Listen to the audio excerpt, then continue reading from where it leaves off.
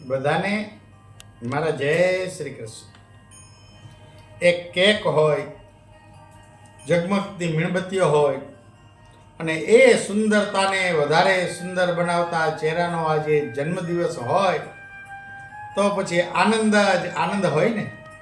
જી હા, મારા જીવનસંગીની માય લવ નીતા ઉર્ફ ભારતીબેન ભાટિયાનો આજે જન્મદિવસ છે. આજના શુભ દિને અનેક હસીન સ્મરણો માનસપટ પર રીલની જેમ ચાલ્યા જાય છે.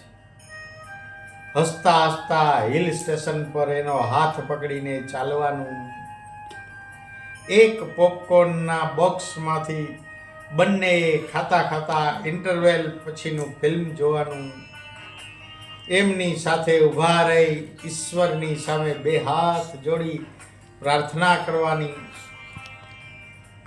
ઈશ્વરની સુંદર ભેટ જેવા બાળકોના બચપણને માણવાનું, હિંચકા પર બેસીને હળવી પળોને માણવાની. ખરેખર એ છે તો જીવનમાં બધું જ છે. જોકે એવું કહેવાય છે કે જોડી તો ઉપરથી જ નક્કી થાય છે. જો એ સાચું હોય તો હું માનું છું કે મારી કિસ્મત મારી કાબેલિયત કરતાં વધારે સુંદર હતી અને તો જ મને આવું સુંદર હસીન પાત્ર જીવન સાથી તરીકે મળ્યું હોય. જીવન એ શબ્દ જેટલો સરળ છે ને, જિંદગી એટલી આસાન નહોતી, ક્યારેય ન થઈ શકે. કોઈ પણ ફરિયાદ વિના સતત વિપરીત સંજોગોમાં પણ હસતા હસતા જીવી જવું સાહેબ સહેલું નથી.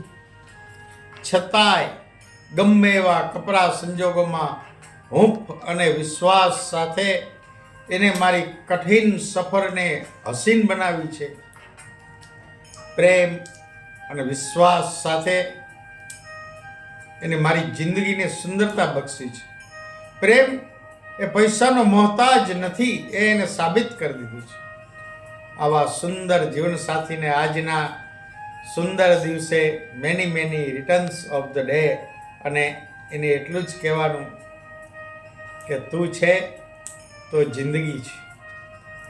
चांद सी महबूबा हो मेरी कब ऐसा मैंने सोचा था, हाँ तुम बिल्कुल वैसी हो जैसा मैंने सोचा था.